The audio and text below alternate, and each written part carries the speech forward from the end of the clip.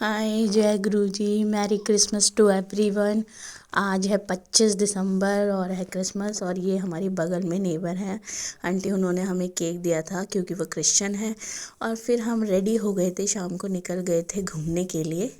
थोड़ा हम ऑटो में बैठ के और पहुँचे मार्केट।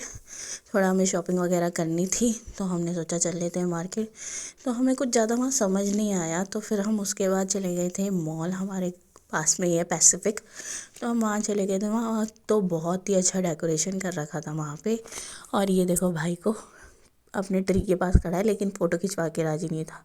और ये थी मॉल की वाइब्स आज की। बहुत भीड़ थी पर ठीक था, बहुत सुंदर सजा रखा था तो मुझे बहुत अच्छा लगा। और ये दोनों बाप बेटी वॉक करते हुए जा रहे थे तो मैंने इनको कैप्चर कर लिया था। मस्त लगते हैं मुझे ये वाली वॉक इन दोनों की देखने में। और इसे तो मॉल में छोड़ ही नहीं सकते भाई साहब, ये हाथ ही नहीं पकड़ता, घूमता ही रहता है इधर उधर। और मैं ट्राई कर रही थी कि एक वीडियो बना लूँ अच्छी सी, पर ये देख के राज़ी नहीं हो रहा था। और इसके पापा इसके साथ लगे थे सेल्फ़ी खींचने में, तो मैंने सोचा मैं ही बना लेती हूँ। और इतनी भीड़ थी तो मैंने पीछे से वो भी कैप्चर किया। और वहाँ था एक मिरर और मैंने सोचा मिरर सेल्फ़ी ले लेते हैं, पर ये तब भी नहीं देख रहा था, ये अपनी धुन में मस्त था। तो मैंने ऐसे ही ज़ूम करके एक वीडियो बना दी छोटी सी। और उसके बाद हम मॉल से निकल गए थे क्योंकि इतनी भीड़ थी, कोई लॉजिक ही नहीं था रुकने का। मुझे तो वैसे भी भीड़ पसंद नहीं है ज़्यादा। और बाहर लगे हुए थे मॉल के झूले, तो ये जिद करने लग गया था झूले झूलने के लिए। लेकिन ना कुछ समझ नहीं आ रहा था कि इसके लायक कोई झूला ही नहीं था, सब बड़े बड़े झूले थे।